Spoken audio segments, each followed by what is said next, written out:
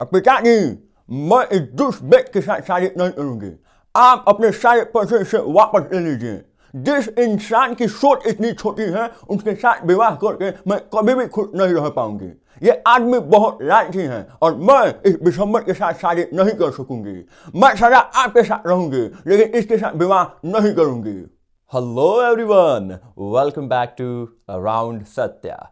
तो आज मैं आया हूं लेकर के आपके लिए हाई स्कूल शॉर्ट स्टोरीज की कहानी भोली, जिसको लिखा है के अब्बास ने। भोली का असली नाम सुलेखा था।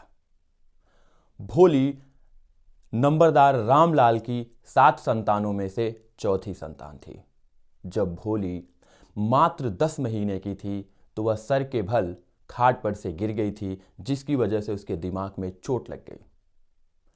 भोली जब 2 साल की थी तब उसे चेचक रोग हो गया, जिसकी वजह से उसका पूरा शरीर कुरूप हो गया। और अंततः जब 5 साल की होने के बाद उसने बोलना सीखा तो वो हकलाती थी, और जब वो हकलाते हुए बोलती तो सभी लोग उसका मजाक उड़ाते थे। भोली के पिता रामलाल एक किसान थे, जिन्होंने अपने बेटों की पढ़ाई के लिए उन्हें शहर भेजा था। उनकी एक बेटी थी राधा, जो पहले से ही शादीशुदा थी।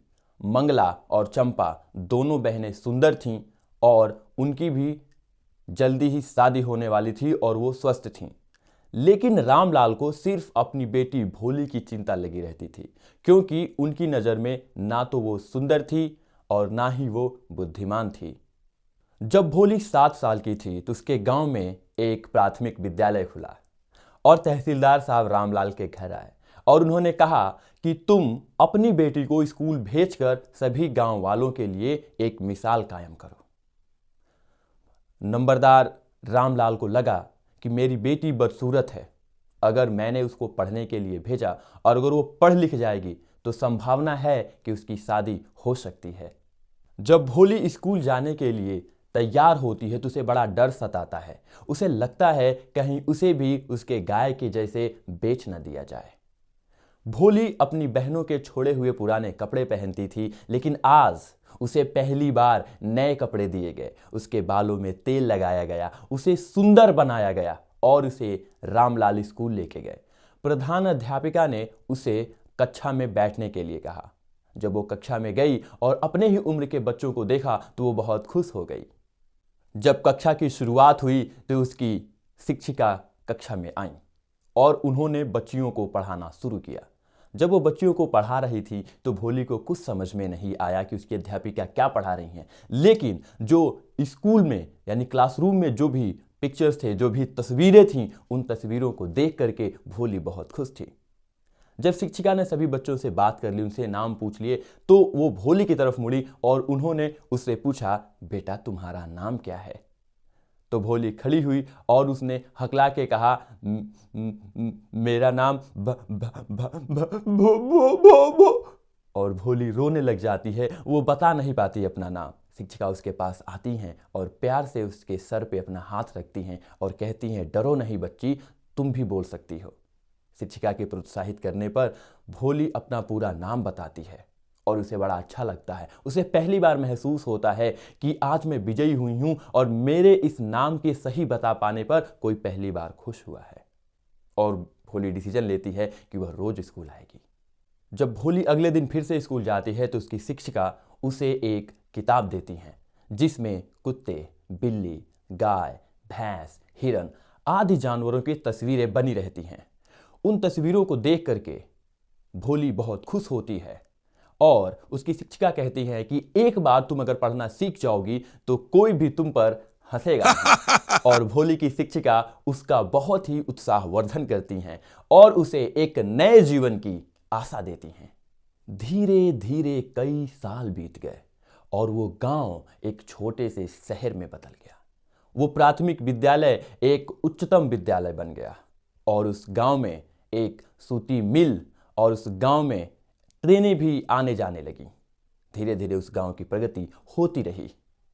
एक रात खाना खाते वक्त रामलाल जी अपनी पत्नी से भोली के विवाह प्रस्ताव के बारे में बात करते हैं। वो बताते हैं कि भोली के लिए एक वर है जिसका नाम बिशंभर है, जो 45 या 50 साल का है और वो विधुर है, अर्थात उसकी पत्नी मर गई है। रामलाल कहते हैं कि मुझे ये रिश्ता बिल्कुल भी पसंद नहीं, लेकिन उनकी पत्नी कहती है ये बहुत अच्छा रिश्ता है और हमें उस भोली की शादी कर देनी चाहिए बिशंभर के साथ, क्योंकि बिशंभर दूसरे गांव में रहता है और उसे भोली के बारे में बहुत ज़्यादा नहीं पता है। जब शादी का दिन आता है तो बिशंभर दूल्हे के रूप में उनके घर आता है और भोली एक लाल रेशमी साड़ी पहनकर आती है और उसकी दोस्त उसकी घूंघट को नीचे गिरा देती है। जब बिशंभर ध्यान से भोली के चेहरे की तरफ देखता है तो उसे वो अपने दोस्त से पूछता है, क्या भोली के चेहरे के ऊपर चेचक के दाग हैं?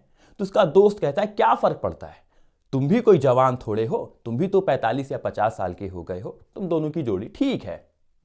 लेकिन बिशंभर को संतोष नहीं आता है और जब फेरों का समय आता है तो बिशंभर उठ खड़ा होता है और वो कहता है, रामलाल जी, आपने मुझे धोखा दिया है और मैं आपकी बेटी के साथ विवाह नहीं कर सकता। आपने मुझे पहले नहीं बताया कि आपकी बेटी के चेहरे पर चेचक के निशान हैं, और अगर आज आप अपनी बेटी का विवाह मेरे साथ करना चाहते हैं तो आपको 5000 का दहेज देना होगा इसी वक्त, वरना मैं विवाह नहीं करूंगा। रामलाल जी बहुत घबरा जाते हैं और वो अपनी पगड़ी उसके पैरों के पास रख देते हैं, लेकिन बिशंभर टस से मस नहीं होता है और अंततः रामलाल जी को बिशंभर को 5000 रुपए दहेज के रूप में देने पड़ते हैं। तो दहेज लेने के बाद बिशंभर शादी करने के लिए तैयार हो जाता है और वो माला लेकर भोली की तरफ बढ़ता है, लेकिन भोली वो माला लेकर फेंक देती है और वो कहती है, पिताजी, मैं इस दुष्ट बेटे के साथ शादी नहीं करूंगी। जो व्यक्ति लालची है वो मुझे खुश नहीं रख सकता और ये पैसों के लिए मुझसे शादी कर रहा है। मैं आपके पास ही रहूंगी, इसके साथ शादी नहीं करूंगी। सभी लोग बहुत भौचक्के हो जाते हैं, ये कैसे भोली बोल रही है। बिशंभर कहता है, मेरे सम्मान का ख्याल रखो, लेकिन भोली किसी की एक नहीं सुनती और भोली बोलती चली जाती है।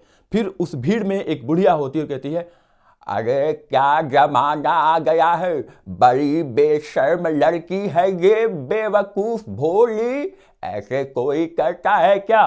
और भोली को बहुत गुस्सा आ जाता है और वो कहती है कि दादी, मैं अब मूर्ख और गूंगी लड़की नहीं रही, अब मैं बुद्धिमान हो गई हूं और मुझे पता है मेरे लिए क्या अच्छा है और क्या बुरा है। और अंततः सभी लोग यानी बिशंभर और उसके दोस्त सभी वहां से चले जाते हैं, गांव के लोग भी चले जाते हैं। रामलाल अपने माथे पे हाथ रख के बैठते हैं, कहते हैं, भोली, ये तूने क्या किया? अब तुझसे कौन विवाह करेगा? तेरी जिंदगी का क्या होगा? तू कैसे जिएगी? तो भोली अपने पिताजी से कहती है, पिताजी, मैं सदा आपके साथ रहूंगी, मैं कहीं नहीं जाऊंगी, आपकी बुढ़ापे में मैं आपका सेवा करूंगी, और हाँ, रही मेरी जिंदगी की बात तो मैं एक शिक्षिका बनूंगी और बच्चों को पढ़ाऊंगी। और उसकी मैम यानी उसकी शिक्षिका जो वहाँ पे खड़े होकर के इस सारे तमाशे को देख रही होती हैं, वो बहुत मुस्कुराती हैं और वो कहती हैं कि भोली का निर्णय बिल्कुल सही है और वो अपनी इस उत्कृष्ट कृति पर बहुत खुश होती हैं, बहुत हर्षोल्लासित होती हैं कि उन्होंने कुछ अच्छा किया है।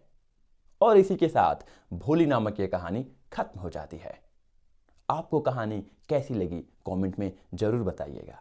Thanks for watching.